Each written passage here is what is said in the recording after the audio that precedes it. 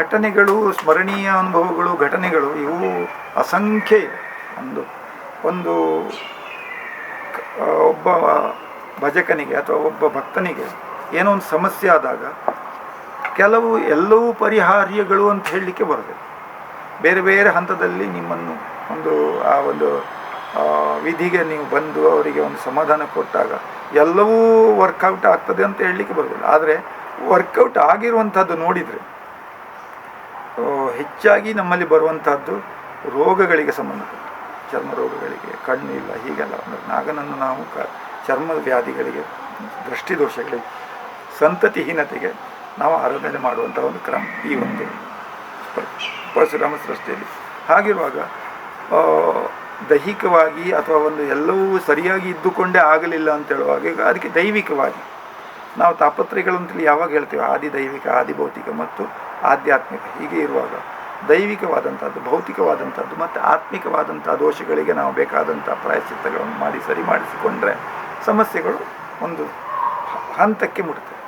ಅಲ್ಲಿನಿಂದ ಅನುಗ್ರಹ ಬರಲಿಕ್ಕೆ ಪ್ರಾರಂಭ. ಯಾವಾಗ ನೀರು ಹೋಗ್ತಾ ಇರುವಾಗ ಕಸ ಇದ್ದರೆ ನೀರು ನಿಲ್ತದೆ, ಹೋಗ್ಲಿಕ್ಕೆ ಆಗೋದಿಲ್ಲ. ಆ ಪ್ರವಾಹಕ್ಕೆ ಕಸವನ್ನು ಸ್ವಲ್ಪ ತೇಲಿಸಿಕೊಟ್ರೆ ನೀರು ತನ್ನ ಪ್ರವಾಹ ತನ್ನಾಗಿ ಹೋಗ್ತದೆ.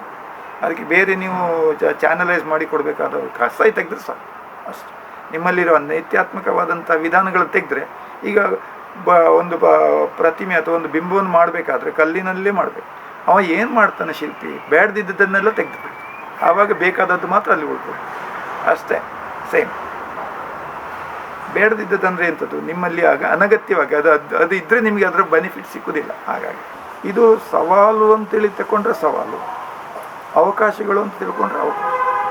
ಯಾಕಂದರೆ ಅವಕಾಶಗಳು ಬಂದಾಗಲೇ ಅದು ಏನು ಸವಾಲುಗಳನ್ನು ಎಸೀತದೆ ಅಂತ ಹೇಳುವಂಥದ್ದು ಗೊತ್ತಾಗ್ತದೆ. ಸವಾಲುಗಳು ಸಹಜವಾಗಿ ಬರಲೇಬೇಕು. ಅದನ್ನು ಅವಕಾಶಗಳನ್ನಾಗಿ ಪರಿವರ್ತನೆ ಮಾಡುವಂಥ ಒಂದು ಸಂದರ್ಭ ನಮಗೆ ಬರ್ತದೆ. ಸವಾಲುಗಳು ಬಹಳಷ್ಟಿದೆ. ಕೆಲವೆಲ್ಲ ನಮಗೆ ತಿಳಿಯುವುದಿಲ್ಲ, ಅಲ್ಲಿ ಹೋಗುವ ತನಕ ಅದು ಯಾಕೋಸ್ಕರ ನಮಗೆ ಕರೀತಾರೆ ಅಂತ ಹೇಳುವಂಥದ್ದು ನಮಗೂ ಗೊತ್ತಿರೋದಿಲ್ಲ. ಇನ್ನು ಅಲ್ಲಿ ಹೋದ ಮೇಲೆ ಗೊತ್ತಾಗ್ತದೆ ಕೆಲವೆಲ್ಲ ಕಾರ್ಯ ಸಾಧ್ಯ ಆಗದೇ ಇರುವಂಥದ್ದು ಅವರ ಕಾಮ್ಯಗಳು. ಯಾಕಂದರೆ ದೊಡ್ಡದೇನೊಂದು ಎಲ್ಲವೂ ಆಗ್ತದೆ ಅಂತೇಳೋ ಒಂದು ಎಕ್ಸಾಗರೇಷನ್ ಲೆವೆಲಿಗೆ ಬಂದಿರ್ತದೆ. ಎಲ್ಲವೂ ಪ್ರಾರಬ್ಧ ಕರ್ಮದಲ್ಲಿ ನಿಯಮಿತವಾದಂತೆ ಬರ್ತದೆ ಬಿಟ್ಟರೆ ಬೇರೆ ಏನನ್ನು ನೀವು ಅಪೇಕ್ಷೆ ಮಾಡುವ ಹಾಗಿಲ್ಲ. ಅದು ಕೆಲವರಿಗೆ ಅರ್ಥ ಆಗುತ್ತೆ. ಅವರು ಇಷ್ಟಕ್ಕೆ ಬರಲಿಲ್ಲ ಅಂಥೇಳಿ ತರ್ಕಕ್ಕೆ, ವಾದಕ್ಕೆ ನಿಂತುಬಿಟ್ರು. ಅವರಿಗೆ ಅರ್ಥೈಸಿ ಹೇಳಬೇಕಾದ್ರೆ ಅದೊಂದು ಸವಾಲು, ಅವರಿಗೆ ಮನಸ್ಸಿಗೆ ಮುಟ್ಟುವ ಹಾಗೆ ಮಾಧ್ಯಮದಿಂದ, ದೇವರಿಂದ ಅಥವಾ ಒಂದು ಶಕ್ತಿಯಿಂದ ಅವರನ್ನು ಸಮನ್ವಯಗೊಳಿಸಿ, ಸಮಾಧಾನಗೊಳಿಸಿ, ನಿಮ್ಮ ಪ್ರಯತ್ನ ಮಾತ್ರ ನಿಮ್ಮ ಒಂದು ನಿಯಂತ್ರಣದಲ್ಲಿರುವ ಶಕ್ತಿ. ಅದಕ್ಕೆ ಮೀರಿದ ಫಲಗಳನ್ನು ಕೊಡುವಂಥದ್ದು ನಿಮ್ಮ ಒಂದು ಇದರಲ್ಲಿಲ್ಲ, ನಿಯಂತ್ರಣದಲ್ಲಿಲ್ಲ. ಕರ್ಮಣ್ಯೇವ ಅಧಿಕಾರಸ್ಥೆ, ಕೃಷ್ಣ ಆವಾಗಲೇ ಹೇಳಿದೆ. ಹೀಗಿರುವಾಗ ನೀವು ಎಲ್ಲವನ್ನು ಒಂದು ಮಾಡಿದರೆ ಎಲ್ಲವೂ ಬರ್ತದೆ ಅಂತೇಳಿ ಹೇಗೆ ತಿಳ್ಕೊ? ಸವಾಲು ಅಂದರೆ ಅದು. ಆಮೇಲೆ ಕೆಲವು ಸಲ ಹೇಳಿದ ವಿಧಿಗಳು ಅವರು ಸರಿಯಾಗಿ ಅದನ್ನು ಕೊಂಡಿರೋದಿಲ್ಲ. ಅರ್ಥೈಸಿಕೊಂಡ್ರೂ ಮಾಡುವುದನ್ನು ಸರಿಯಾಗಿ ಪಾಲನೆ ಮಾಡಿರೋದಿಲ್ಲ. ಈಗ ಸಂತತಿ ಅಂತ ಪ್ರಶ್ನೆ ಬಂದಾಗ ಅದಕ್ಕೆ ತುಂಬ ಅಂಶಗಳಿರ್ತವೆ. ಜೈವಿಕವಾಗಿಯೂ ಇಬ್ಬರು ಅದನ್ನು ಸಂಘಟನೆ ಆಗುವಾಗ ಮಾಡಬೇಕಾದಂಥ ಕೆಲವು ಪ್ರಕ್ರಿಯೆಗಳು, ಸಂತುಲಿತ ಮನಸ್ಸಿನಿಂದ ಪೂರ್ಣ ಸಂತೋಷದಿಂದ ಮಾಡಬೇಕಾದಂಥ ಕ್ರಿಯೆ. ನನಗೆ ಮುಂದಿನ ಸಂತತಿ ಬೇಕು, ಒಳ್ಳೆ ಸಂತತಿ ಬೇಕು, ಆರೋಗ್ಯ ಸಂತತಿ ಬೇಕು ಅಂತ ಅವನ್ನ ಅಟ್ರ್ಯಾಕ್ಟ್ ಮಾಡಬೇಕು ಯಾರಿಬ್ಬರು. ಅದೊಂದು ಯಜ್ಞ. ಅದು ಅದೇ ಭಾವದಲ್ಲಿ ನೀವು ಸಂಪರ್ಕ ಮಾಡಬೇಕಾಗ್ತದೆ. ಇನ್ನು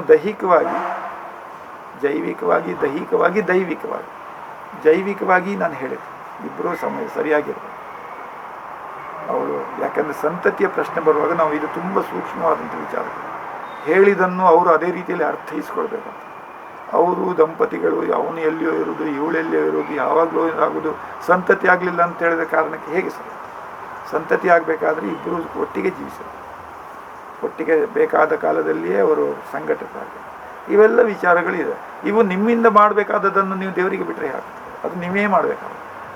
ಇದು ಕರ್ತವ್ಯ. ಇನ್ನು ದೈಹಿಕವಾಗಿ ಅವರಿಬ್ಬರು ಸಮರ್ಥರೇ ಇರುವುದಿಲ್ಲ. ಸಮರ್ಥರೇ ಇಲ್ಲದೆ ಇರುವಾಗ ನಿಮಗೆ ಆಗಬೇಕು ಅಂತೇಳಿ ಹೇಗೆ ನಿರೀಕ್ಷೆ ಮಾಡ್ತೀವಿ? ಆಗುವುದಿಲ್ಲ. ಇನ್ನು ದೈವಿಕವಾಗಿ ಏನೋ ಒಂದು ಪೈಲ್ಡ ದೋಷಗಳು, ಶಾಪಗಳು ನಿವೃತ್ತಿ ಆಗದೇ ಇರುವಂಥದ್ದು ಆತ್ಮಗಳು ಇವೆಲ್ಲ ಇರ್ತವೆ. ಇನ್ನು ಮುಂದಿನ ಪ್ರಶ್ನೆಯಲ್ಲಿ ಅದು ಬರ್ತದೆ, ಪ್ರೇತಗಳು ಅಂತ.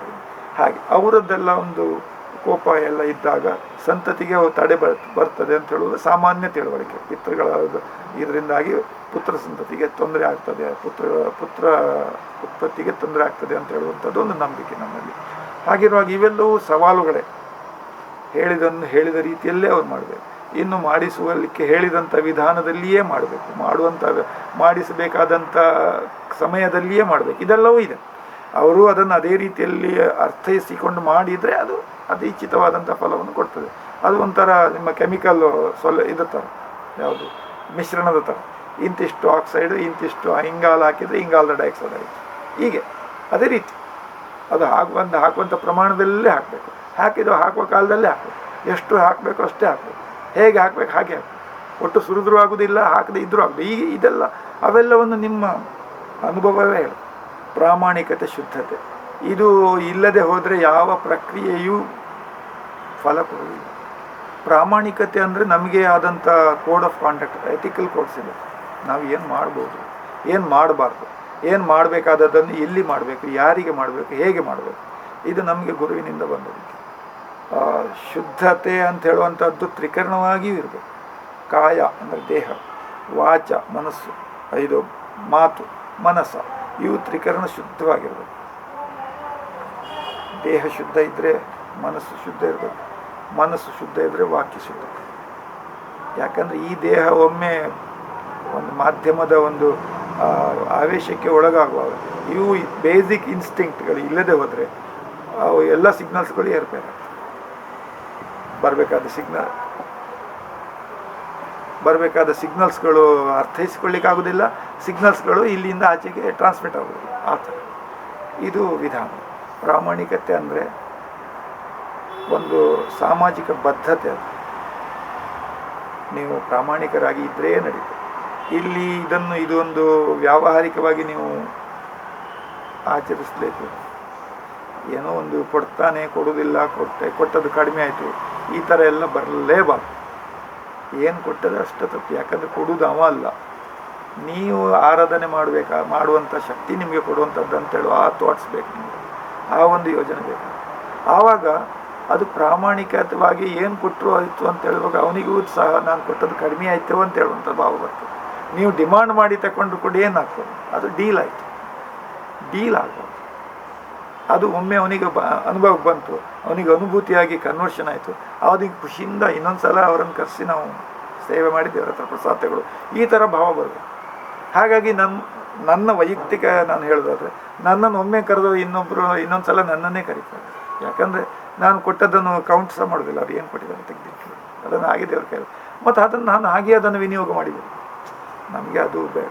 4 ಜನರಿಗೆ ಪ್ರಸಾದ ರೂಪದಲ್ಲಿಯೋ ಒಂದು ಅನುಷ್ಠಾನ ಮಾಡಿ ಅದನ್ನು ಹೀಗೆ ಇದ್ದಾಗ ಏನಾಗ್ತದೆ, ನೀವು ಡೀಲಾಗಿ ತಗೊಂಡಾಗ ಅದು ಡೀಲಾಗಿ ಕನ್ವರ್ಟ್ ಆಗ್ತದೆ. ಇದು ಡೀಲ್ ಅಲ್ಲ, ಇದೊಂದು ಸೇವೆ, ಒಬ್ಬರಿಗೆ ಸಾಂತ್ವನ ಕೊಡುವಂಥ ಒಂದು ವಿಧಾನ. ಈ ಥರ ನೀವು ತಿಳ್ಕೊಂಡ್ರೆ ಅದು ಸಾಂತ್ವನವಾಗಿಯೇ ಹೋಗ್ತದೆ. ಡೀಲ್ ಆದರೆ ಒಂದು ದರ್ಶನ ಆಯಿತು, ಅವನಿಗೇನೋ ಮಾಡಿದರೆ, ಏನೇನೋ ಆಯಿತು, ನೀವು ಏನೋ ಕೊಟ್ಟರೆ ತಗೊಂಡು ಬಂದ್ರಿ, ಅದು ವ್ಯಾಪಾರ ಆಯಿತು. ನಾನು ಪಾಲನೆ ಮಾಡಿ, ಅದು ನನ್ನ ಅಭಿಪ್ರಾಯ. ದಯವಿಟ್ಟು ಅದನ್ನು ಮತ್ತೆ ಹೌದು, ಇದು ನನ್ನ ಅಭಿಪ್ರಾಯ, ವೈಯಕ್ತಿಕ ಅಭಿಪ್ರಾಯ. ನಾನು ಯಾವತ್ತೂ ಅದನ್ನು ಕೇಳ್ತಾರೆ ತುಂಬ. ಅವರು ಸಹಜವಾಗಿ ಭಟ್ರಿಗೆ ಇಷ್ಟು ಕೊಡಬೇಕು, ಅವರಿಗೆ ವಾದ್ಯದವರಿಗೆ ಇಷ್ಟು ಕೊಡಬೇಕಂತ ಒಳಗೆ ಪಾತ್ರೆಗಳೇ ನಿಮ್ಮದೆಷ್ಟು ಅಂತ ನಾವು ಇದೆ ಅಂತೇಳಿ ಲೇಬಲ್ ಹಾಕಿ, ನೀವು ನನಗೆ ನನ್ನ ಗುರುಗಳು ಹೇಳಿದ್ದಷ್ಟು, ಒಂದು ವೀಳ್ಯದೆಲೆ ಪಟ್ಟಿ ಇಟ್ಟು ಒಂದು ಸೇವೆ ಆಗಬೇಕು ಅಂದರೆ ನೀವು ಹೋಗಿ ಮಾಡಿಕೊಟ್ಟು ಬರಬೇಕು. ನನಗೆ ಉಪದೇಶ ಆಗುವಾಗ ಹೇಳಿದ್ದಷ್ಟು. ಒಬ್ಬರು ಅದೇ ಕೆಲಸಕ್ಕೆ 5 ರೂಪಾಯಿ ಕೊಡ್ತಾರೆ, 50 ಕೊಡ್ತಾರೆ, 500 ಕೊಡ್ತಾರೆ, 5,000 ಕೊಡ್ತಾರೆ, ಒಬ್ಬರು 5 ಲಕ್ಷವೂ ಕೊಡ್ಬೋದು. ಕೊಡಿನೋನು ಅನಂತ, ಅವನು ಕೊಡುವಂಥ ಆ ಥರದ ನಾಗಾರಾಧನೆ ಸಮುದಾಯ ಅಂತ ಹೇಳಿದರೆ ಯಾರು ಇದನ್ನು ಆಚರಿಸ್ತಾರೆ ಅವರೇ ಸಮುದಾಯ. ಅವರ ಪಾಲ್ಗೊಳ್ಳುವಿಕೆ ಇಲ್ಲದಿದ್ದರೆ ಇದು ಆಚರಣೆ ಬರೋದು ಅರ್ಥಹೀನತೆ. ಇನ್ನು ಪ್ರತಿಕ್ರಿಯೆ ಮನುಷ್ಯನ ಒಂದು ಮಾನಸಿಕ ವ್ಯವಹಾರ ಹೇಗಿರ್ತದೆ ಅಂದರೆ, ಅವರಿಗೆ ಅನುಕೂಲ ಆದರೆ ಅದು ಆಯಿತು, ಅನುಕೂಲ ಆಗದಿದ್ದರೆ ಅದರಲ್ಲಿ ಏನೂ ಇಲ್ಲ ಅಂಥೇಳಿ ಕೂಡಲೇ ಒಂದು ನಿರ್ಧಾರಕ್ಕೆ ಬಂದುಬಿಡ್ತಾರೆ. ಅಂದರೆ ಸಹಜವಾಗಿ ಈಗ ಇವತ್ತು ನೆಟ್ಟ ಗಿಡಕ್ಕೆ ಇವತ್ತೇ ಫಲ ಬರಲಿಕ್ಕೆ ಸಾಧ್ಯ ಇಲ್ಲ, ಅಷ್ಟು ಯೋಚನೆ ಮಾಡುವಂಥದ್ದಿಲ್ಲ. ಮಾಡಿದೆವು, ಇದು ಮಾಡಿ ಅದರ ಬೆನ್ನಿಗೆ ಅದು ಬರಬೇಕು. ಈ ಥರ ಮಗನಿಗೆ ಮದುವೆ ಮಾಡಿದೆವು, 1 ವರ್ಷದಲ್ಲಿ ಮಕ್ಕಳಾಗಬೇಕು, ಅಷ್ಟು ಬೇಗ ಆದರೆ ಓಕೆ, ಆಗದೆ ಹೋದರೆ ಅಲ್ಲಿ ದೇವರು ಇಲ್ಲ ಅಂತೇಳಿ ಒಂದು ಕನ್ಕ್ಲೂಷನಿಗೆ ಬಂದುಬಿಡ್ತಾರೆ.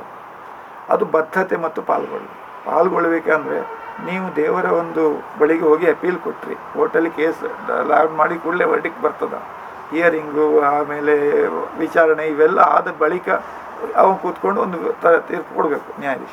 ಅದೇ ರೀತಿ ದೇವರಿಗೂ ಅದರದ್ದೇ ಆದಂಥ ಒಂದು ವ್ಯವಸ್ಥೆ ಇದೆ. ಏಕೆ ಪರ ವಿರೋಧಗಳನ್ನೆಲ್ಲ ನೋಡಿಕೊಂಡು ಕೊಡಬೇಕಾದದ್ದನ್ನು ಯಾವುದು ಅವನಿಗೆ ಅದು ಯೋಜಿತವಾಗಿದ್ದರೆ ಅವನ ಪ್ರಾರಬ್ಧದಲ್ಲಿ ಬರೆದ್ರೆ ಮಾತ್ರ ಕೊಡುವಂಥದ್ದು. ಕೊಡದೆ ಪ್ರಾರಬ್ಧದಲ್ಲಿ ಬರೀದೇ ಇರುವಂಥದ್ದು ಕೊಡಲಿಕ್ಕೆ ದೇವರಿಗೂ ಇದಿಲ್ಲ. ಯಾಕಂದ್ರೆ ನಮ್ಗೆ ಗೊತ್ತಿದೆ, ನಾವೆಲ್ಲ ಹಿಂದೆ ನೋಡಿದ್ದೇವೆ, ರಾಮನಿಗೂ ಕೃಷ್ಣನಿಗೂ ಅವರು ಭೂಮಿ ಮೇಲೆ ಬಂದಾಗ ಅವರಿಗೂ ಇಲ್ಲ. ಯಾಕೆಂದರೆ ರಾಮನಿಗೆ ಒಂದೇ ಬಾಣದಲ್ಲಿ ರಾವಣನ ಎಲ್ಲ ಸೈನ್ಯವನ್ನು ತೆಗೆಯುವಂಥ ತಾಕತ್ತಿತ್ತು. ಆದರೆ ಹಾಗೆ ಮಾಡಲಿಕ್ಕೆ ಬರೋದಿಲ್ಲ, ಅವನ ಮನುಷ್ಯ ರೂಪದಲ್ಲಿ ಬಂದ. ಕೃಷ್ಣನಿಗೆ ಒಂದು ಸಲ ಚಕ್ರ ತಿರುಗಿಸಿ ಕುರುಕ್ಷೇತ್ರ ಇಡೀ ನಾಶ ಮಾಡಲಿಕ್ಕೆ ಆಗ್ತಿತ್ತು, ತಗೊಳ್ಳಿಲ್ಲ. ಯಾಕೆ ಅಂದರೆ ಇಲ್ಲಿ ಅದರದ್ದೇ ಆದ ನಿಯಮಾವಳಿ, ಕರ್ಮದ ಒಂದು ವಿಧಾನ, ಅದನ್ನು ಅರ್ಥ ಮಾಡ್ಬೋದು. ಅದಕ್ಕೋಸ್ಕರ ಪಾಲ್ಗೊಳ್ಬೇಕಂದ್ರೆ ಹಾಗೆ ನೀವು ಹೇಗೆ ಅದನ್ನು ಮಾಡ್ತೀವಿ, ಪ್ರಾಮಾಣಿಕವಾಗಿದ್ದು ದುಡಿದ ಹಣದಲ್ಲೇ ತರಬೇಕು. ಯಾಕಂದರೆ ನಾವು ನೋಡ್ತೇವೆ ದೊಡ್ಡ ಆಚರಣೆಗಳು ಅಂತ ಹೇಳುವಾಗ ಶೋ ಆಫ್ ಮಾಡಿ ಆಡಂಬರಗಳು ಬರ್ತವೆ. ದೇವರು ಎಲ್ಲಿಯೂ ಹೀಗೆ ಮಾಡು ಹಾಗೆ ಮಾಡು ಅಂತ ಹೇಳಲೇ ಇಲ್ಲ. ನೀವೇನು ಅಲ್ಲಿ ಹಾಕಿದ್ದೀರಿ ಅದು ಮರುದಿವಸ ಅದು ಆಚೆ ಕಡೆಗೆ ಹೋಗ್ತದೆ. ಹೂ ಹಾಕಿ, ಹಣ್ಣು ಹಾಕಿ, ಏನೇ ಹಾಕಿ, ಹೌದಾ, ಎಷ್ಟು ಡೆಕೋರೇಷನ್ ಮಾಡಿ, ಎಷ್ಟೇ ಊಟ ಹಾಕಿ, ಊಟ ಒಂದು 4-5 ಗಂಟೆ ಹೊಟ್ಟೆಯಲ್ಲಿ ಇರ್ತದೆ, ಮರುದಿವಸ ಅದು ಸಂಡಾಸಿಗೆ ಹೋಗ್ತದೆ. ಹಾಗಿರುವಾಗ ಒಬ್ಬನನ್ನು ಮೆಚ್ಚಿಸ್ಲಿಕ್ಕೋಸ್ಕರ ಶೋ ಆಫ್ ಮಾಡಲಿಕ್ಕೆ, ಆಡಂಬರ ಮಾಡಲಿಕ್ಕೆ ನೀವು ಶ್ರದ್ಧೆಯಿಂದ ಮಾಡಿ. ಒಂದು ಆತ್ಮಕ್ಕೆ ಒಂದು ಗಳಿಗೆಗಾದರೂ ಸಂತೃಪ್ತಿ ಕೊಡುವಂಥ ಒಂದು ಭೋಜನ, ಅದು ಅನ್ನ ಸಂತರ್ಪಣೆ ಮೂಲಕ ಆಗಬೇಕು. ಒಂದು ಬ್ರಾಹ್ಮಣರಿಗೆ ಅವರ ಒಂದು ಪಾಂಡಿತ್ಯಕ್ಕೂ ಅವರ ಒಂದು ಇದಕ್ಕೆ ಸರಿಯಾಗಿ ಅವರಿಗೆ ಒಂದು ಸಂಭಾವನೆ ಕೊಡೋದು, ಹಾಗೆ ಬೇಕಾದ ಇಂದಿಷ್ಟು ಹೋಗಾಕೋದು, ದೊಡ್ಡ ಚಾಪರ ಮಾಡೋದು, ಇವೆಲ್ಲ ನಾವು ನೋಡ್ತೇವೆ. ಇವೆಲ್ಲ ವಿಪರೀತಗಳು ಎಲ್ಲಿಯೂ ಸಲ್ಲದು. ಅದು ಎಲ್ಲಿ ಭೂತಾರಾಧನೆ, ನಾಗಾರಾಧನೆ, ದೈವಾರಾಧನೆ ಎಲ್ಲಿಯೂ ವಿಪರೀತಗಳು ಇರಲೇ ಕೊಡು. ಸಹಜವಾಗಿರ್ಬೇಕು, ಸಾಮಾನ್ಯವಾಗಿರ್ಬೇಕು, ಸರಳವಾಗಿರ್ಬೇಕು. ಯಾರಿಗರ್ಥ ನಾವು ಹೇಳಿದರೆ ನಮಗೆ ಪಾತ್ರಿಗಳ ಪ್ರಯೋಜನ ಇದೆಯಾ ಅಂತ ಕಲೀಲಿಕ್ಕೆ ಅಂತ ಹೇಳುವಂಥದ್ದು ಪ್ರಶ್ನೆ ಬರುವುದಿಲ್ಲ. ಇದು ವೈದಿಕ ಆದರೆ ಕಲೀಲಿಕ್ಕೆ ಆಸಕ್ತಿ ಇತ್ತು ಮಾಡುವ ಈ ಒಂದು ವಿಧಾನ ಇದೆ. ಇದು ಅಲ್ಲಿನಿಂದ ಹಿರಿಯರಿಂದ ಬಂದ ಪರಂಪರೆ ಇದೆ.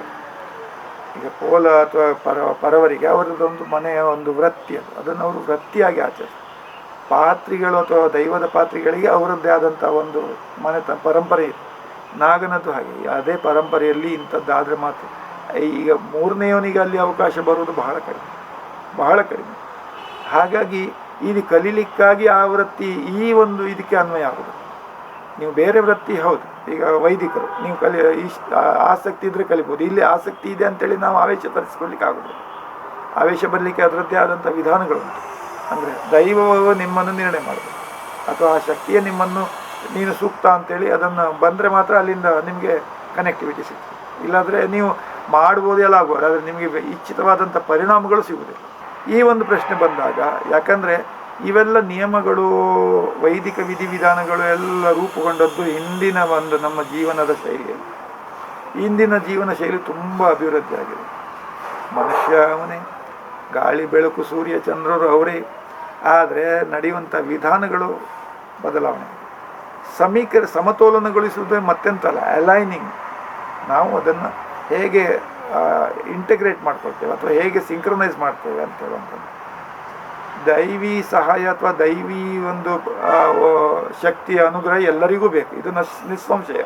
ಯಾಕಂದರೆ ತನ್ನ ಪ್ರಯತ್ನಗಳೆಲ್ಲವೂ ಫಲ ಕೊಡದೇ ಇರುವಾಗ ಮನುಷ್ಯ ತುಂಬ ಗೊಂದಲಕ್ಕೆ ಸಿಗ್ತಾನೆ. ಇಚ್ಛಿತವಾದಂಥ ಎಲ್ಲ ಪ್ರಯತ್ನಗಳನ್ನು ಮಾಡಿಯೂ ತಾನು ಇಚ್ಛಿತವಾದಂಥ ಕೆಲಸಗಳದ ಆ ಪ್ರತಿಫಲ ಸಿಗದೆ ಹೋದಾಗ ಅವನು ಗೊಂದಲಕ್ಕೆ ಆಗ್ತಾನೆ. ಆವಾಗ ಅವನಿಗೆ ಸಹಜವಾಗಿ ಅವನ ದೈವಕ್ಕೆ ಬರ್ತಾನೆ. ಇದರ ಹಿಂದಿರುವ ಒಂದು ಬೇಸ್. ತಪ್ಪಂತೇಳಿ ಹೇಳಲಿಕ್ಕೆ ಬರೋದಿಲ್ಲ, ಮನುಷ್ಯ ಸಹಜವಾದಂಥದ್ದು ತಿಳುವಳಿಕೆ. ಮಾಡಿಯೇ ಎಲ್ಲವನ್ನು ಮಾಡಬೇಕು ಅಂತ ಹೇಳುವಂಥದ್ದು ನಿಯಮ ಆದರೂ ಕೆಲವರಿಗೆ ತಾವು ಅದು ಮಾಡಿದ್ದೇವೆ ಇದು ಮಾಡಿದ್ದೇವೆ ಇದು ಯಾಕೆ ಆಗಲಿಲ್ಲ ಅಂತ ಹೇಳೋ ಪ್ರಶ್ನೆ ಬರ್ತದೆ. ಹಾಗಾಗಿ ಇಲ್ಲಿ ಈ ಪರಂಪರೆಯಲ್ಲಿ ಬರುವಂಥ ಅಭ್ಯಾಸಗಳನ್ನು ಅವರಿಗೆ ಸಮನ್ವಯವಾಗಿ ಮಂದಟ್ಟು ಮಾಡುವಾಗ ಹೇಳಬೇಕು. ಅದು ಪಾತ್ರ ಯಾರ್ದು, ಅದು ಮನೆಯಲ್ಲಿ ಬರ್ತದೆ, ಮನೆಯಿಂದನೇ ಬರ್ತದೆ. ಹೀಗೀಗ ಇಂಚಿಂಚ ಮಾಡ್ತಿಂದ ಇಂಚಿಂಚ ಅಮ್ಮನೋ ಅಪ್ಪನೋ ಮನೆಯಲ್ಲಿ ಅವರು ಪಾಲನೆ ಮಾಡಿ ಮಗುವಿಗೆ ಹೇಳಿದರೆ ಮಗು ಅದನ್ನು ತಗೊಳ್ತಾರೆ. ಹೀಗೆ ಅಲ್ಲಿ ಸಮತೋಲನ ಅಲ್ಲಿಂದ ಸ್ಟಾರ್ಟ್ ಆಗಬೇಕು. ಹಿರಿಯರಿಗೆ ಕೈ ಮುಗಿ, ದೇವರಿಗೆ ಕೈ ಮುಗಿ, ಅದು ಮಾಡು ಇದು ಮಾಡು, ಸುಳ್ಳು ಹೇಳಬೇಡ, ಇದೆಲ್ಲ ಪಾಠಗಳು ಮೂಲಭೂತ ಪಾಠಗಳು, ಪ್ರೈಮರಿ ಲೆಸನ್ಸ್. ನೀವು ಹೇಳಿದರೆ ಮಗು ಅದನ್ನು ನೋಡಿ ಕಲಿತದೆ, ನೀವು ಕಲಿಸ್ಬೇಕಾಗೂ ಇಲ್ಲ. ಹಾಗೆ ನಾಗಾರಾಧನೆ ಅಂತ ಹೇಳುವುದೇ ಒಂದು ಅನುಷ್ಠಾನಕ್ಕೆ ಅದರದ್ದೇ ಆದಂಥ ವೈದಿಕ ವಿಧಾನದಲ್ಲಿ ನಾನು ಹೇಳಿದ್ದು. ನಾನು ನಿಮಗೆ ಮೊದಲೇ ಹೇಳಿದೆ, ಯಾವುದು ಪ್ರಾಕೃತಿಕವಾಗಿ, ವೈದಿಕವಾಗಿ, ಜಾನಪದೀಯವಾಗಿ. ಜಾನಪದೀಯ ಅಂದರೆ ಅದಕ್ಕೆ ಮಂತ್ರಗಳು ತಂತ್ರಗಳು ಏನು ಬೇಕಾಗಿಲ್ಲ, ಬರೀ ಭಕ್ತಿ ನಂಬಿಕೆ. ಅದಕ್ಕೆ ಈ ವೈದಿಕವಾಗಿ ಇರುವಾಗ ನಾವೇ ಮಾಡಿಕೊಂಡಂಥ ಸೆಟ್ಗಳು, ದೇವರು ಯಾವುದೇ ಮಂತ್ರಗಳು ಹೀಗೆ ಹಾಗೆ ಅಂತ ಹೇಳಿಲ್ಲ. ನಮಗೊಂದು ಅನುಗ್ರಹಕ್ಕೆ ಬೇಕಾಗಿ ನಾವೇ ಒಂದು ಮಂತ್ರಗಳು, ನಮ್ಮ ಹಿರಿಯರ ಮಂತ್ರದೃಷ್ಟ 60 ಋಷಿಗಳು ಅದಕ್ಕೊಂದು ವಿಧಾನವನ್ನು ಹಾಕಿ ಇಂತಿಂಥ ವಿಧಾನದಲ್ಲಿ ಪೂಜೆ, ಅದಕ್ಕೆ ಬೇಕಾದಂಥ ಪಂಡಿತರು ಹಿಂದಿನ ನಮ್ಮ ಋಷಿಮುನಿಗಳು ಅವಕ್ಕೆ ಬೇಕಾದಂಥ ವಿಧಿವಿಧಾನಗಳನ್ನು ಹಾಕಿದ್ದಾರೆ. ಈಗ ಆಶ್ಲೇಷ ಬಲಿ ಅಂತ ಹೇಳುವಂಥದ್ದು ಜನಮೇಜಯ ಪರೀಕ್ಷಿತ್ ರಾಜನಿಗೆ ತಕ್ಷಕನಿಂದ ಹತನಾದ ಒಂದು ದ್ವೇಷಕ್ಕೋಸ್ಕರ ಸರ್ಪಯಾಗ ಮಾಡಿದ. ಸರ್ಪಯಾಗ ಮಾಡುವಾಗ ಎಲ್ಲ ಸರ್ಪಗಳು ನಾಶ ಆಗುವಂಥ ಒಂದು ಹಂತಕ್ಕೆ ತಲುಪಿದಾಗ ಆಸ್ತಿಕ ಬಂದು ಅದನ್ನು ನಿಲ್ಲಿಸಿದ. ಆವಾಗ ಜನಮೇಜಯ ಈ ಒಂದು ಮೂಲ ತತ್ವವನ್ನು ನಾವು ಮರ್ತೇ ಬಿಟ್ಟಿರ್ತೀವಿ. ಯಾರಿಗೆ ಒಬ್ಬರಿಗೆ ಪ್ರಾಣ ಕೊಡಲಿಕ್ಕೆ ಆಗುವುದಿಲ್ಲ, ಸೃಷ್ಟಿ ಮಾಡಲಿಕ್ಕೆ ಆಗುವುದಿಲ್ಲ, ಅವನಿಗೆ ಆ ಸೃಷ್ಟಿಯ ಯಾವುದನ್ನು ಹಾಳು ಮಾಡಲಿಕ್ಕೆ ಅಥವಾ ಕೊಲ್ಲಲಿಕ್ಕೆ ಅಧಿಕಾರ ಬರುತ್ತೆ. ಇದು ಒಂದು ಮೂಲ ತತ್ವ ಪ್ರಕೃತಿ. ಒಂದು ಪ್ರಾಣಿಯನ್ನು ಕೊಲ್ಲಬೇಕಾದ್ರೆ ನೀವು ಆ ಪ್ರಾಣಿಗೆ ಜೀವ ಕೊಡಲಿಕ್ಕೆ ನಿಮ್ಮ ಹತ್ರ ಶಕ್ತಿ ಇದೆಯಾ? ಅದು ತಪ್ಪಂತಾಗುತ್ತೆ. ಅದೇ ರೀತಿ ಜನಮೇಜಯ, ಯಾವಾಗ ನೀವು ಸರ್ಪಗಳಿಗೆ ಸೃಷ್ಟಿ ಮಾಡಲಿಕ್ಕೆ ಆಗಲಿಲ್ವೋ ಕೊಂದದ್ದು ತಪ್ಪಲ್ಲ. ನಿಮ್ಮ ದ್ವೇಷ ಅಥವಾ ನಿಮ್ಮ ತಂದೆಯನ್ನು ಅವರು ಇದು ಮಾಡಿದ್ದಾರೆ ಅಂತ ಹೇಳೋದು ಒಂದು ನೆವನ ಅಷ್ಟೆ. ಹಾಗಾಗಿ ನಿಮ್ಮದು ದೋಷ ಆದರೆ ಅದರ ಪರಿಮಾರ್ಜನೆ ಹೇಗೆ? ಯಾಕಂದರೆ ರಾಜದೋಷ ಮಾಡಿದರೆ ಅದರಲ್ಲಿ 4ರಲ್ಲಿ 1 ಅಂಶ ಪ್ರಜೆಗಳಿಗೂ ಇದೆ. ಪ್ರಜೆಗಳು ದೋಷ ಮಾಡಿದರೆ ಎಲ್ಲ ಅಂಶವೂ ರಾಜನಿಗೆ ಹೋಗ್ತದೆ. ಯಾಕಂದರೆ ಪ್ರಜೆಗಳು ದೋಷ ಮಾಡಲಿಕ್ಕೆ ಕಾರಣರೇ ಯಾರು? ರಾಜ. ಆ ಒಂದು ನೆಲೆಯಲ್ಲಿ ಕಡೆಗೆ ಋಷಿಗಳೆಲ್ಲ ತಪ್ಪಂತೇಳಿ ಆಯಿತು, ಆಸ್ತಿಕ ನಿಲ್ಲಿಸಿದ. ಆ ಒಂದು ಗೋಸ್ಕರ ಈ ಆಶ್ಲೇಷ ಬಲಿ ಅಂತ ಹೇಳುವ ಒಂದು ಪ್ರಕ್ರಿಯೆಯನ್ನು ಅವರು ಪ್ರಾರಂಭ ಮಾಡಿ. ಆಶ್ಲೇಷ ಬಲಿ ಅಂದರೆ ಹಾಗೆ ಗತವಾದಂಥ ಸರ್ಪಯಾಗದಲ್ಲಿ ಹೋದಂಥ ಎಲ್ಲ ಸರ್ಪಗಳ ಕುಲಗಳನ್ನೆಲ್ಲ ಆಹ್ವಾನ ಮಾಡಿ ಅವರಿಗೆ ಪಿಂಡ ಆಶ್ಲೇಷ ಬಲಿ ಕೊಟ್ಟು ಅವರನ್ನು ಸಂತುಷ್ಟವನ್ನಾಗಿ ಬಿಡಿ ಅವರಿಂದ ಅನುಗ್ರಹವನ್ನು ಪಡೆಯುವಂಥದ್ದು. ಇಲ್ಲಿ ವಿಶೇಷತೆ ಏನಂತ ಹೇಳಿದ್ರೆ, ನಾವು ಅಂದರೆ ವೈದಿಕವಾಗಿ ಮಾಡುವಾಗ ಅದಕ್ಕೆ ತರ್ಪಣ ಎಲ್ಲ ಕೊಡುವಾಗ ನಾವು ಜನಿವಾರ ಯಾವತ್ತು ನಮ್ಮದು ಈಚೆ ಕಡೆ ಇರ್ತದೆ, ಅದು ಆಚೆ ಕಡೆ ಹಾಕೋದು ಪಿತೃಗಳಿಗೆ. ಇಲ್ಲಿ ದೇವರ ಕಾಳಜಿ ಮಾಡುವುದಾದರೆ ಅದು ಬರುವುದಿಲ್ಲ. ದೇವರಿಗೆ ನಾವು ಬಲಿಯನ್ನು ದೇವವರ್ಗಕ್ಕೆ ಸೇರಿದವರು ನಾಗರು ಅಂತ ಹೇಳುವಂಥದ್ದು. ಹೀಗೆ ಅದು ವೈದಿಕವಾಗಿ ಒಂದು ನಾಗನಿಗೆ ಸಲ್ಲುವಂಥದ್ದು ಉಚ್ಚ ಮಟ್ಟದ ಸೇವೆ. ಇನ್ನು ನಾಗಮಂಡಲ ಅದು ಆಚರಣೆಯಲ್ಲಿ ಜಾನಪದೀಯವಾಗಿ ನಾವು ತಗೊಳ್ಬೋದು. ವೈದ್ಯರು ಬಂದು ಕುಣಿಸಿಕೊಂಡು ನಾಗನನ್ನು ಸಂತೃಪ್ತಿಗೊಳಿಸೋದು ಅದು ಜಾನಪದೀಯವಾದಂಥ ಆಚರಣೆ ಅಂತ ಹೇಳೋ ನೆಲೆಯಲ್ಲಿ ಅದನ್ನು ನಾವು ಪರಿಗಣಿಸ್ಬೋದು. ಆದರೆ ವೈದಿಕವಾಗಿ ಒಂದು ಪ್ರಾಯಶ್ಚಿತ್ತವಾಗಿ ಮಾಡುವಂಥ ವಿಧಿಗಳಲ್ಲಿ ಆಶ್ಲೇಷ ಬಲಿಯೇ ದೊಡ್ಡ ಒಂದು ಮಟ್ಟದ ಅಥವಾ ಶ್ರೇಷ್ಠ ಮಟ್ಟದ್ದು. ಅದರಲ್ಲಿ ನಿಮ್ಮ ಅನುಕೂಲಕ್ಕೆ ತಕ್ಕಂಥದ್ದು ಕನಿಷ್ಠ ಗರಿಷ್ಠ ಮತ್ತು ಮಧ್ಯಮ ಅದರಲ್ಲಿ ಮಾಡ್ಬೋದು, ಅದು ಬೇರೆ ವಿಚಾರ. ಜಪಗಳು ಅಂದರೆ ನಿಮ್ಮನ್ನು ನೀವೇ ಎನರ್ಜೈಸ್ ಮಾಡಿಕೊಳ್ಳುವಂಥ ವಿಧಾನ, ನಿಮ್ಮನ್ನು ನೀವು ಸಬಲರನ್ನಾಗಿ ಮಾಡಿಕೊಳ್ಳಲಿಕ್ಕೆ ಬೇಕಾದಂಥ ಪ್ರಕ್ರಿಯೆ. ಜಪ ಮಾಡಿದ್ರಿಂದಾಗಿ ದೇಹ ಶುದ್ಧಿ, ವಾಕ್ಯ ಶುದ್ಧಿ ಮತ್ತು ಮನಃಶುದ್ಧಿ. ಜಪಕ್ಕೆ ಅದು ಒಂದು ಯಾವುದೋ ಒಂದು ಮಂತ್ರವನ್ನು ನಾವು ಪುನಃ ಪುನಃ ವಿಚಾರ ಮಾಡ್ತಾ ಇದ್ದಾಗೆ ಅದು ಶಕ್ತಿಯನ್ನು ಅಥವಾ ಧ್ವನಿ ತರಂಗಗಳನ್ನು ಪ್ರಕಟಿಸ್ತದೆ. ಆ ಪ್ರಕಟವಾದ ಧ್ವನಿ ತರಂಗಗಳು ದೇಹದಲ್ಲಿ ನಮ್ಮಲ್ಲಿ ಮಾರ್ಪಾಡುಗಳು ಇದು ಅದರ ಹಿಂದಿರುವ ತತ್ವ. ಹೀಗೆ ಮಾಡುವಾಗ ಜಪದಿಂದಾಗಿ ನಿಮ್ಮಲ್ಲಿ ಶಕ್ತಿ ಸಂಚಯನ ಆಗ್ತದೆ ಅಂತ ಹೇಳುವಂಥದ್ದು ಸಹಜವಾಗಿ ನಾವು ಅದನ್ನು ನಂಬ್ತೇವೆ, ನಂಬಿ ಬರ್ತೀವಿ. ಅನುಷ್ಠಾನಗಳು ಹಾಗೆ, ಅನುಷ್ಠಾನಗಳು ಒಂದು ನೈತಿಕತೆಯನ್ನು ನಾವು ಯಾರಿಗೂ ಮನಸ್ಸು ನೋಯದೇ ಇರುವ ಹಾಗೆ ಮಾಡೋದು. ಇನ್ನು ಆಚಾರ ಸಂಹಿತೆ ಹೇಳಿದರೆ ಊಟ ಉಪಚಾರ ಮಾತುಗಳಲ್ಲಿ ನಡೆನುಡಿಗಳಲ್ಲಿ ನಿಮ್ಮ ದೇಹದ ಒಂದು ವಸ್ತ್ರ ಇದರಲ್ಲಿ ಸಂಹಿತೆಯಲ್ಲಿ ನಮಗೆ ಆದಂಥ ಒಂದು ವಿಧಾನವನ್ನು ನಮ್ಮ ಗುರುಗಳು ಉಪದೇಶದ ಹೊತ್ತಲ್ಲಿ ಹೇಳಿರ್ತಾರೆ. ಹೀಗೇ ಇರಬೇಕು, ಬೇರೆಯವರಿಗೆ ಮಾದರಿಯಾಗಿ ಹೇಗಿರ್ಬೇಕು ಅವನು. ಯಾಕಂದರೆ ನಾವು ಪ್ರತಿನಿಧೀಕರಿಸುವ ಶಕ್ತಿ ಜನರು ನಂಬಬೇಕಾದ್ರೆ ನಮ್ಮಲ್ಲಿ ಅದೇ ಥರದ ಗುಣಗಳನ್ನು ನಾವು ಅಟ್ರ್ಯಾಕ್ಟ್ ಮಾಡ್ತೇವೆ. ಇದು ಸಮಾಜಕ್ಕೆ ಒಂದು ಮಾದರಿಯಾಗಿ ನೀವು ಬದುಕಬೇಕು. ನೋಡಿ ಹಾಗೆ ಯಾರಿಗೂ ನೋಡಿದರೂ ಗೌರವ, ದೇವರಂದ ಮೇಲೆ ಮತ್ತು ಗೌರವ, ಈ ಥರ ಒಂದು ನಡವಳಿಕೆಯನ್ನು ನೀವು ಇಟ್ಕೊಳ್ಳಿ. ಸೌಮ್ಯವಾಗಿ ಸಾತ್ವಿಕವಾಗಿ ಇರಬೇಕು. ಆಹಾರ ಕ್ರಮವೂ ಅಷ್ಟೇ ತುಂಬ ಸಾತ್ವಿಕವಾಗಿದ್ದರೆ ಅವು ಗುಣಗಳು, ಯಾಕಂದರೆ ಆಹಾರದಿಂದನೇ ಎಲ್ಲ ನಮ್ಮ ದೇಹದ ಅಂಗಾಂಶಗಳು ಆಗುವಾಗ ತಾಮಸಿಕ ಆಹಾರ ತಿಂದರೆ ಸಿಟ್ಟು ಬಿಟ್ಟು ಸೆಡವು ಆಕಾರಗೆರೆ ತಿಂದರೆ ಸಿಟ್ಟು ಸೆಡವುಗಳೇ ಜಾಸ್ತಿ ಬರ್ತವೆ, ಅದು ಸಹಜವಾಗಿ. ಇನ್ನು ಸಾತ್ವಿಕ ಆಹಾರ ತಿಂದರೆ ಸಾತ್ವಿಕವಾದಂಥ ಸಹಜವಾದ ಮೃದುವಾದ ಮಾತು, ಮೃದುವಾದ ಭಾಷೆ. ಹಾಗಾಗಿ ನಮಗೆ ಇಂಥ ಸಂಹಿತೆಗಳನ್ನು ಹೇಳಿದರು. ಅದೇ ಅನುಷ್ಠಾನ ಅಂತೇಳಿ, ಅನುಷ್ಠಯತೆ ಇತ್ಯೇತಿ ನಿಷ್ಠಯತೆ ಅನುಷ್ಠಯತೆ ಇತ್ಯೇತಿ ಅನುಷ್ಠಾನ. ಹಾಗಾಗಿ ನಾವು ಏನು ಆಚರಣೆಗಳನ್ನು ಮಾಡಿಕೊಂಡು ಬರ್ತೇವೋ ನಿಮ್ಮಲ್ಲಿ ಶಕ್ತಿ ಸಂಚಯನ ಆಗ್ತದೆ. ಆ ಒಂದು ನೆಲೆಯಲ್ಲಿ ಪ್ರತಿದಿನದ ನೆಲೆಯಲ್ಲಿಯೂ ಮತ್ತು ವಿಶೇಷಗಟ್ಟಲೆ ದಿನಗಳಲ್ಲಿ, ಈಗ ಒಂದು ಕೆಲವು ಸಲ ಹುಣ್ಣಿಮೆ, ಅಮಾವಾಸ್ಯೆ, ಸಂಕ್ರಮಣದ ಕಾಲದಲ್ಲಿ ನಮಗೆ ಕೆಲವೆಲ್ಲ ಹೇಳಬೇಕು. ಅಮಾವಾಸ್ಯೆ ಹೊತ್ತಿಗೆ ನಾವು ರುದ್ರನನ್ನು ನಾವು ಜಾಸ್ತಿ ಆರಾಧನೆ ಮಾಡಿದ್ರು. ಹುಣ್ಣಿಮೆ ಹೊತ್ತಿಗೆ ದೇವಿ ಆರಾಧನೆಗೆ ನಾವು ಜಾಸ್ತಿ ಒತ್ತು ಕೊಡ್ತೇವೆ. ಪೂರ್ಣ ಚಂದ್ರ ಇರ್ತಾನೆ, ಇಲ್ಲಿ ಕತ್ತಲಿರುವಾಗ ನಮಗೆ ರುದ್ರ, ಅವನಿಗೆ ಶಾಂತ ನೆಲೆಬೇಕು. ಹೀಗೆಲ್ಲ ಒಂದು ನಮ್ಮದೇ ಆದಂಥ ಒಂದು ವಿಧಾನಗಳನ್ನು ಹಿರಿಯರೆಲ್ಲ ಹಾಕಿ ಇಟ್ಟಿದ್ದಾರೆ. ಈಗ ನಾವು ಸಣ್ಣದಿರುವಾಗ ಮಾಡುವಂಥ ನಾಗನ ಆರಾಧನೆಗೂ ಈಗ ಮಾಡುವಂಥ ಆರಾಧನೆಗೂ ತುಂಬ ವ್ಯತ್ಯಯಗಳಾಗಿವೆ.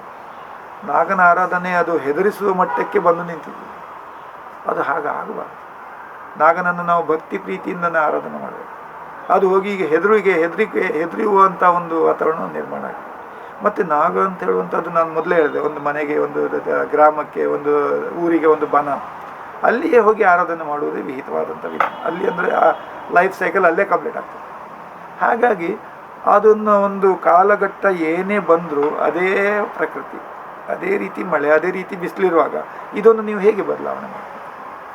ಬದಲಾವಣೆ ನೀವು ಮಾಡುವಂಥದ್ದು, ಅಲ್ಲಿ ಆದದಂತಲ್ಲ. ನೀವು ಅದನ್ನು ಬನವಾಗಿ ಇಟ್ಟಿರು, ಅದನ್ನು ದೇವಾಲಯ ಮಾಡಿ ಕನ್ವರ್ಟ್ ಮಾಡಲಿಕ್ಕೆ ಹೋಗಬೇಕು. ದೇವಾಲಯ ಬೇರೆ ದೇವರಿಗೆ ಇದೆ, ನಾಗನಿಗೆ ದೇವಾಲಯ ಬೇಕಾಗಿಲ್ಲ. ನಾಗನಿಗೆ ಬನ ಅಂದರೆ ಅಲ್ಲಿ ಹಚ್ಚ ಹಸಿರು ಇರಬೇಕು, ಲೈವ್ಲಿನೆಸ್ ಬೇಕು. ಆ ಒಂದು ಎಷ್ಟೇ ಡಾಕ್ಟ್ರು ಜಾಸ್ತಿ ಆದರೂ ಅಷ್ಟೇ ಪೇಷಂಟ್ಗಳು ಜಾಸ್ತಿ. ಅದೇ ರೀತಿ ನಂಬುವವರು ಎಷ್ಟು ಜಾಸ್ತಿ ಆದರೂ ಇಂಥ ಆಚರಣೆಗಳು ಮಾಡುವವರು ಸಹ ಜಾಸ್ತಿ ಆಗ್ತಾನೆ ಹೋಗಿದೆ. ಹಾಗಾಗಿ ಸಮಸ್ಯೆ ಬರುವುದು ಎಲ್ಲಿ ಅಂದರೆ ಸಮನ್ವಯತೆ. ಮೊದಲು ಎಲ್ಲ ಊರಿಗೆ ಒಬ್ಬನೇ MBBS ಇದ್ದ, ಈಗ ಒಂದೊಂದು ಅಂಗಕ್ಕೂ ಒಬ್ಬೊಬ್ಬರು ಸ್ಪೆಷಲಿಸ್ಟ್ ಬಂದಿದ್ದಾರೆ. ಹಾಗೆಯೇ ಇದು ಸಹ ನಾಗಾರಾಧ. ಈಗ ಹಿಂದಿನವರಲ್ಲಿ ಊರಿಗೊಬ್ಬರು ಪುರೋಹಿತರಿದ್ದರೆ ಎಲ್ಲರಿಗೂ ಒಂದು ಸಮಾಧಾನ ಹೇಳಿಬಿಡ್ತೀವಿ. ಈಗ ನಾಗನಿಗೇ ಬೇರೆ ಪುರೋಹಿತರು, ದೈವಕ್ಕೆ ಬೇರೆ, ಪಂಬದ್ರೆ ಬೇರೆ, ಪರ್ವರೇ ಬೇರೆ, ನಲ್ಕಿಯವರೇ ಬೇರೆ, ಆ ರೀತಿಯೊಂದು ಆಗಿದೆ. ಅದು ಒಂದು ಒಳ್ಳೆ ಬೆಳವಣಿಗೆ ಅಲ್ಲ ಅಂತ ಹೇಳೋದು ನನ್ನ ಅಭಿಪ್ರಾಯ. ಸ್ಪೆಷಲಿಸ್ಟ್ಗಳು ಓಕೆ, ನಿಮ್ಮ ಒಂದು ಸಮಸ್ಯೆಗೆ ಅವರು ಬೇಗನೆ ಒಂದು ನಿರ್ಣಯಕ್ಕೆ ಬರ್ಬೋದು. ಇದು ಸಹ ಹಾಗೆ. ನಿರ್ಣಯ ಬರಬೇಕಾದ್ರೆ ನಿಮಗೆ ಸಮಸ್ಯೆ ಏನಂತ ನಿಮಗೆ ಗೊತ್ತಾಗಬೇಕು. ಡಯಾಗ್ನಿಸಿಸ್ ಅಂತ ಹೇಳುವಂಥದ್ದು ಅಥವಾ ಇನ್ವೆಸ್ಟಿಗೇಷನ್ ತಪ್ಪಿದರೆ ಎಲ್ಲ ಕ್ಲಿನಿಕಲ್ ಥೆರಪಿಗಳು ತಪ್ಪಾಗ್ತವಲ್ಲ. ಹಾಗೆ ಹೆಚ್ಚಿನವರಿಗೆ ಅದು ಪ್ರಶ್ನೆ ತಪ್ಪುತ್ತಿದೆ. ಅಂದರೆ ನಾವು ಹಿಂದಿನ ಕಾಲಘಟ್ಟದಲ್ಲಿ ತುಳುನಾಡಿನಲ್ಲಿ ಅಥವಾ ನಾಗಾರಾಧನೆ ಆಗಲಿ, ದೈವಾರಾಧನೆ ನಾವು ನೆಲೆಸಿದ ಲೆಕ್ಕದಲ್ಲಿ ಈಗ ಬೇರೆಯೂ ಸಹ ಯಕ್ಷಗಾನವೂ ಸಹ ಅದು ಆ ಹೊತ್ತಿನ ಯಕ್ಷಗಾನದ ಮೂಲ ನೆಲೆಯಲ್ಲಿ ಇದೆಯಾ? ದೇವಟಿಗೆ ಬೆಳಕಿನಲ್ಲಿ ಬರೇ ಒಂದು ಪ್ರಾಕೃತಿಕವಾದಂಥ ನೆಲೆಯಲ್ಲಿ ಆಗುವಂಥದ್ದು ಈಗ ಅದೇ ರೀತಿಯಲ್ಲಿ ಆಗ್ತಾ ಇದೆಯಾ? ಆಗ್ತಾ ಇಲ್ಲ. ತಪ್ಪಿದ್ದೆಯಲ್ಲಿ ತಪ್ಪಿದ್ದು ನಮ್ಮಂಥವರು ಅಥವಾ ಅದಕ್ಕೆ ಯಾರೆಲ್ಲ ಫ್ಯಾಕ್ಟರ್ಸ್ ಅದನ್ನು ಆರ್ಗನೈಸ್ ಮಾಡೋರಿಂದ ಹಿಡಿದು ಇನ್ವಾಲ್ವ್ ಆಗೋರು ಎಲ್ಲರದ್ದು ತಪ್ಪಿದೆ. ಯಾರನ್ನೂ ಒಬ್ಬರನ್ನ ಇದಕ್ಕೆ ದೂರ ಮಾಡಲಿಕ್ಕೆ ಆಗೋದಿಲ್ಲ. ಜನರಿಗೆ ಬೇಕಾಗಿ ಅಂತೇಳಿ ಅವರು ಬೇರೆ ಬೇರೆ ಹೊಸ ಇನೋವೇಟಿವ್ ಆಗಿ ಬಂದರು. ಬಣ್ಣ ಅಂತ ಹೇಳುವಂಥದ್ದು ಪ್ರಾಕೃತಿಕ ಬಣ್ಣವೇ. ನೀವು ಅದಕ್ಕೆ ಬೇರೆ ಬೇರೆ ಕಲರ್ ಬರಬೇಕು, ಬೇರೆ ಬೇರೆ ಲುಕ್ ಬರಬೇಕು ಅಂತೇಳಿ ಬೇರೆ ಬೇರೆ ಮಾಡಿದರೆ ಅದು ಪ್ರಕೃತಿಯಿಂದ ದೂರ ಹೋಯ್ತು. ಆವಾಗ ನಿಮ್ಮ ಹತ್ರ ಪ್ರಕೃತಿ ಹೇಗೆ ಬರ್ತದೆ ಸಹಾಯಕ್ಕೆ? ನೀವು ಪ್ರಕೃತಿಯಲ್ಲಿ ಇದ್ದರೆ ಪ್ರಕೃತಿ ಗೊತ್ತಾಗ್ತದೆ. ಈಗ ನಿಮಗೆ ಪ್ರಾಣಿಗಳ ನಡವಳಿಕೆ ಗೊತ್ತಿರ್ತದೆ. ಪ್ರಾಣಿಗಳು ಕೂಡಲೇ ಸೆನ್ಸ್ ಮಾಡ್ತದೆ. ಸುನಾಮಿ ಆಗಲಿ, ಭೂಕಂಪ ಆಗಲಿ, ನಾಯಿಗಳಿಗೆ, ದನಗಳಿಗೆ, ಬೆಕ್ಕುಗಳಿಗೆ ಗೊತ್ತಾದಷ್ಟು ಬೇಗ ನಮಗೆ ಗೊತ್ತಾಗೋದು. ಯಾಕೆ? ಅವ್ರು ಪ್ರಕೃತಿಯೊಳಗೆ ಇದ್ದ. ನಾವು 4ನೇ ಮಾಳಿಗೆಲ್ಲ 5ನೇ ಮಾಳಿಗೆಯಲ್ಲಿ ಇದ್ದೇವೆ, ನಾವು ಪ್ರಕೃತಿಯೊಟ್ಟಿಗೆ ಸಂಪರ್ಕ ಕಳ್ಕೊಂಡಿದ್ದೇವೆ. ಹಾಗಾಗಿ ಇದು ಬರೋದಿಲ್ಲ. ಅಲ್ಲಿ ಬಿಟ್ಬಿಟ್ಟು ನೀವು ಪ್ರಕೃತಿಯಿಂದ ಹೊರಗೆ ಹೋದ್ರಿ ಆಯಿತು, ನಿಮಗೆ ಅದ್ರಲ್ಲಿ ಬೇಕಾದ ಇಚ್ಛಿತವಾದಂಥ ಪರಿಣಾಮಗಳು ಬರುತ್ತೆ. ಇದು ಮೂಲ ಒಂದು ಚಿಂತನೆ. ಪ್ರಾಕೃತಿಕವಾಗಿಯೇ ಅಂದರೆ ಸಹಜವಾಗಿ ಇರಬೇಕು, ಸಿಂಪಲ್ ಆಗಿರ್ಬೇಕು. ಅದು ಬೇಡ ಅಂತ ನಾನು ಹೇಳೋದಿಲ್ಲ. ಶ್ರದ್ಧೆ ಮಾಡಿ, ಭಕ್ತಿ ಮಾಡಿ, ಬೇರೆ ಮಾಡಿ. ಈ ಕ್ಷೇತ್ರಕ್ಕೆ ಬೇಡ. ನಿಮ್ಮ ಮದುವೆ ಮಾಡಿ, ಊರಿಗೆಲ್ಲ ಊಟ ಹಾಕಿ, ಇಲ್ಲಿ ಊಟ ಗೀಟ ಪ್ರಶ್ನೆ ಬರೋದಿಲ್ಲ, ಮಾಡಿ ಯಾರಿಗಾದರೂ ಹೊಟ್ಟೆ ಹಸಿವಿದ್ದವರಿಗೆ ಮಾಡಿ.